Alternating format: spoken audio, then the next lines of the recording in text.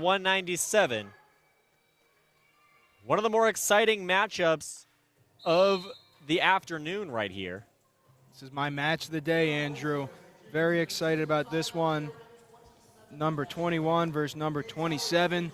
These guys, as you see on your screen, different builds. Wisler more wiry, more of a longer kind of build. Sollars more compact.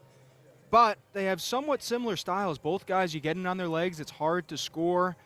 Wisler uses it well with a little more crafty tricks that use his length. He struggled finishing his shots on the mat versus Purdue, but once he got up to his feet, he got a clutch match-winning takedown at the end. Sollars, we saw him in his match versus Josh Barr of Penn State. I mean, didn't come out with the win in that match, but he's got a crafty trick of a body cradle when a guy gets in and really rolls you through, makes it real difficult to score. And, I mean, Josh Barr was in there a lot, and Sollars didn't come out on top, but he frustrated him in there.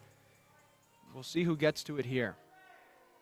A minute gone in the first period, and both have been on their feet and in neutral for the duration of this one so far.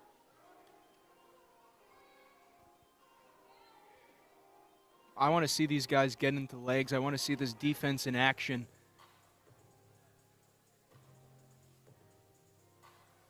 About halfway through the first period.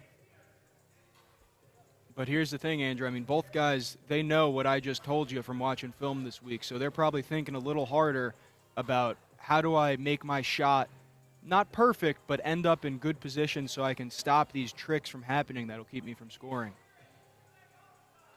And then the other is thinking that the other is thinking exactly that. I know that you know that I know that you know. It's a mess. And the chess match begins.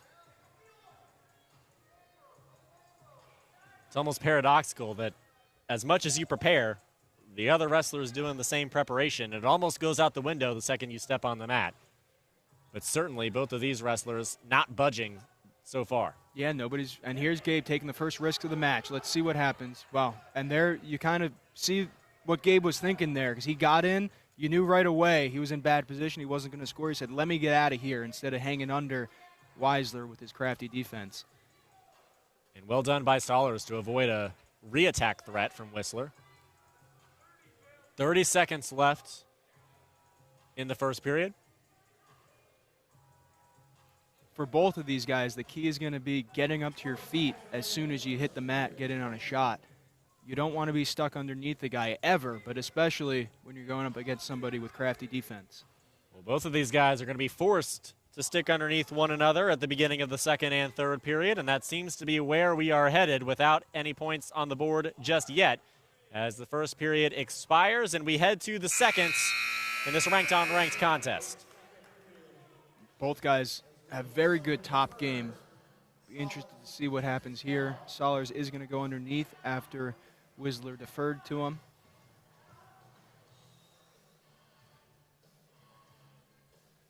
Watch out for those legs of Wisler coming in. 29-7 between the Hoosiers and the Spartans. This duel is out of reach for Michigan State, but not yet out of reach for the wrestlers at 197 and 285. Wisler the first of which. An escape from Sollars, and he will seek more scoring. It'll be interesting to see if the second period sees an advantage taken by either one of these wrestlers, contrary to the first. Yeah, I bet we see somebody open up here. Certainly as the match continues and as the match progresses, especially for Wisler, who has the deficit right now, there's going to be a little bit more risk-taking. Especially knowing you probably got to go underneath Sollars in the third period. It's interesting strategy going on here. You know, they're almost respecting each other a little too much, I'll say, Andrew. They both deserve respect, but sometimes you got to be disrespectful and say, you know what, today's my day. I'm going to get it. I don't care how good your defense is, and somebody's got to do it. Sometimes you're punished for a move like that, and sometimes you strike gold. And that time it looks like Wisler is going to be punished as the re-attack from Sollars is resulting in a takedown for Indiana.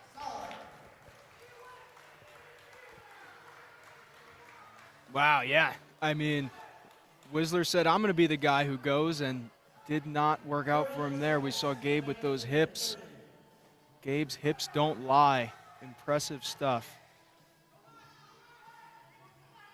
20 seconds to go in the period. Sollars will look to ride this one out. They'll have a 4-0 lead heading into the third if he can maintain this.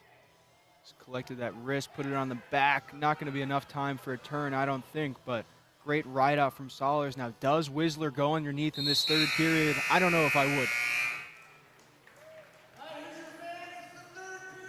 Knowing that how great Sollars is on top, that certainly is going to be tricky. However, it certainly makes it straightforward for the viewer, knowing that Wisler would have to escape and then secure a takedown.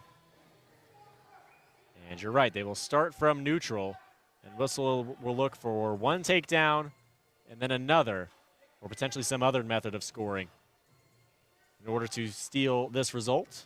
Yeah, whatever it's going to be, it's going to have to happen fast. When you're in these spots, the way I always thought about it was, okay, now I want to get one before that 1 minute mark. Kind of split the period into two, because you know you need two takedowns.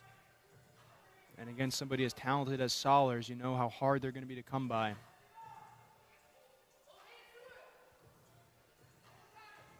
This hand fight is picking up a little bit, though.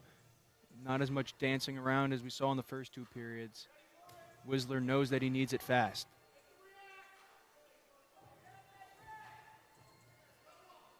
Just over a minute to go in the third period. Sollars doing a great job keeping himself protected from scoring threats from Wisler.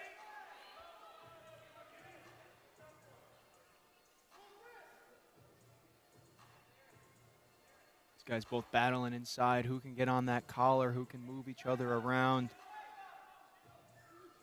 And now Wisler's in. He's finishing clean right now. He's up to his feet. Now he's not. This is not where you want to be on Sollars. He's very comfortable in here.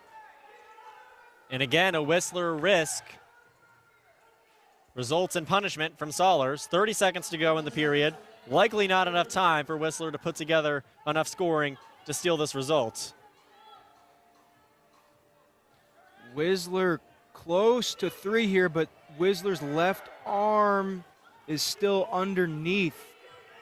Or his right arm, excuse me. His right arm is still underneath. That's why he has not scored these points yet. He's got to pop that right arm across and collect that far hip or the other leg.